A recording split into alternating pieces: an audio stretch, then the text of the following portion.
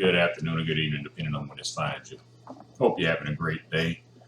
But I just wanted to share some comments with you that were made by Frederick Douglass.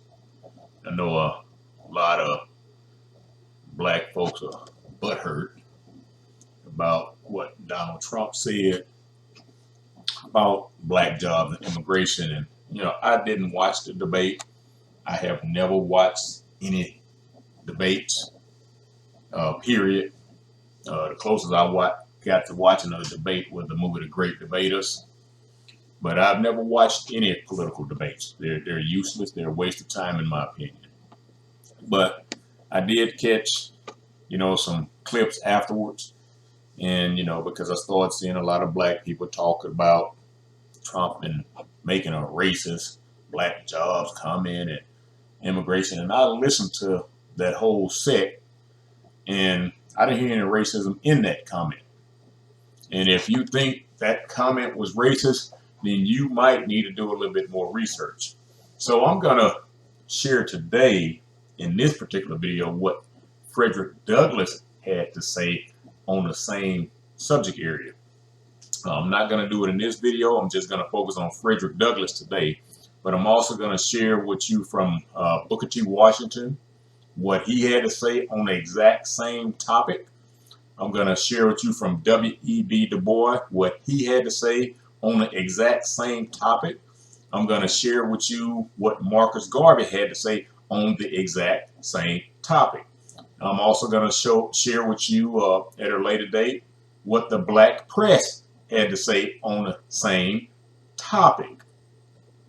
Because we get so bent out of shape because a white guy said something that black people have been saying all along. And, it's just like when Donald Trump was in office and he made a declaration about Juneteenth.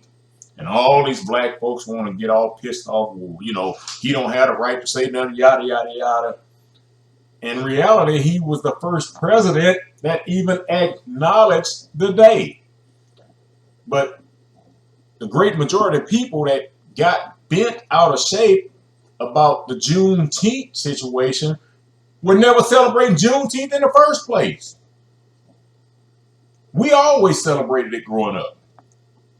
And stepdad never celebrated July 4th. He would always barbecue for Juneteenth and buy watermelon and nasty big red soda.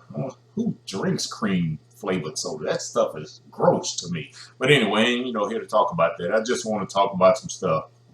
But in 1853,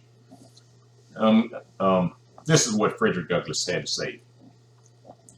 The old avocations by which colored men obtained a livelihood are rapidly, unceasingly, and inevitably passing into other hands. Every hour sees the black man elbowed out of employment by some newly arrived immigrant whose hunger and whose color are thought to give him a better title to the place. And so we believe it will continue to be until the last crop is leveled beneath us. It is evident, painfully evident to every reflective mind that the means of living for colored man are becoming more and more precarious and limited. More precarious and limited. Employment and calling, formerly monopolized by us, are so no longer. White men are becoming house servants, cooks, and stewards on vessels at hotels. They're becoming porters, stevedores, wood sawyers, hod carriers, brick makers, whitewashers, and barbers, so that the blacks can scarcely find the means of subsistence. A few years ago, and a white barber would have been a curiosity. Now their poles stand on every street. Formerly, blacks were almost the exclusive coachmen in wealthy families. Without the means of living, life is a curse and leaves us at the mercy of the oppressor to become his debased slaves. 1879, this is what Douglass had to say. Our people in the South have a monopoly of the labor market. They are the arm, the muscle, and the hand, with the vantage ground of the Constitution behind them. Men sympathizing with them in every state. and the power to say, give us fair wages or your fields will go untilled. In the North and West, they will have no such advantage. They will be confronted by Irishmen, Germans, and Chinese, who can do all kinds of labor, even to handling the wood saw and the whitewash brush. Another thing he said in 1879. These gentlemen have turned their attention to the celestial empire. They would rather have laborers who would work for nothing, but as they cannot get the Negro on these terms, they want Chinamen who they hope will work for next to nothing. Companies and associations may yet be formed to promote this Mongolian invasion.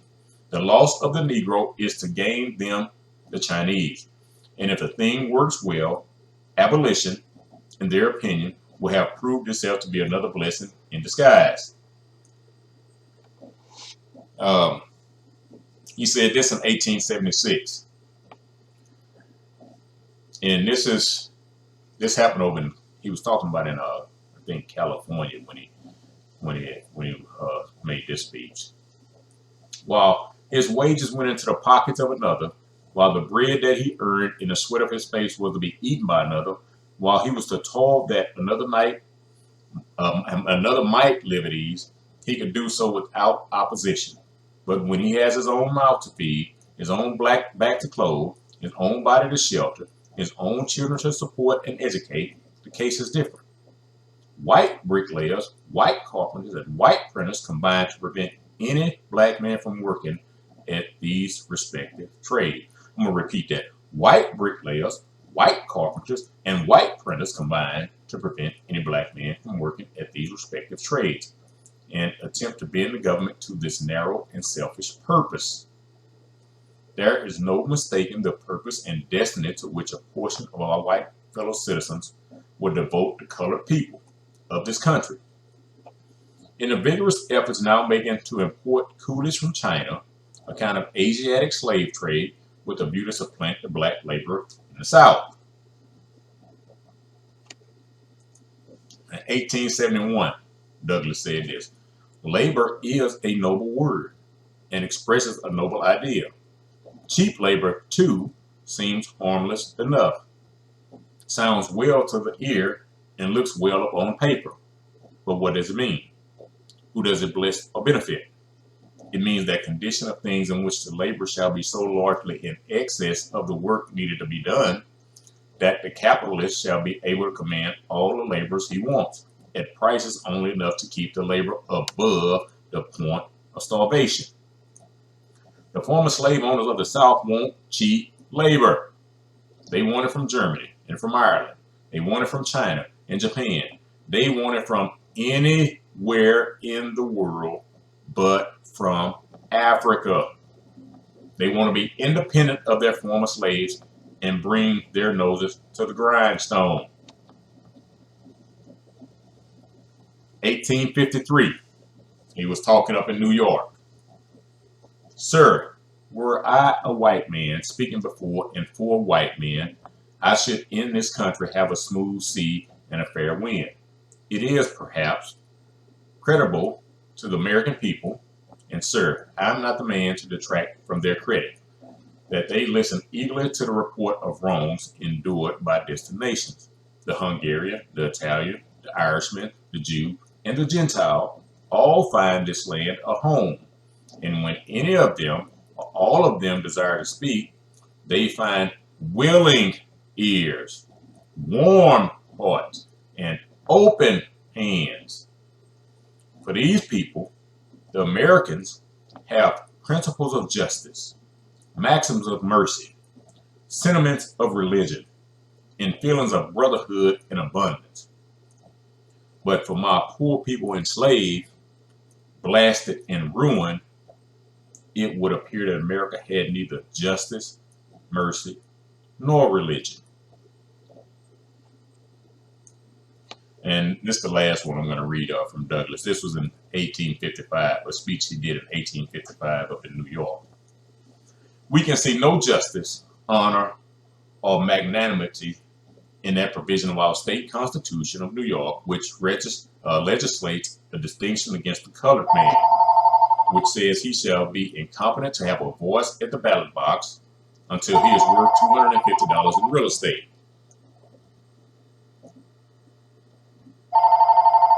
Sorry about that. More especially do we fail to recognize this magnanimity when we see the fall of the ignorant, the degraded, for every foreign soil flocking to us and almost immediately transform into American citizens. They are welcome to the ballot box and called upon to exercise a voice in the government of a country which they know almost nothing.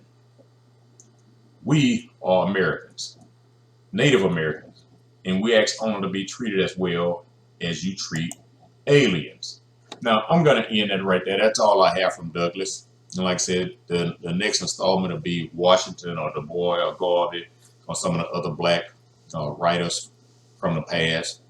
So you put what Douglass just said against what Donald Trump said, because Donald Trump said immigration is hurting black jobs and immigration is hurting Hispanic jobs. Was that racist or was it the truth?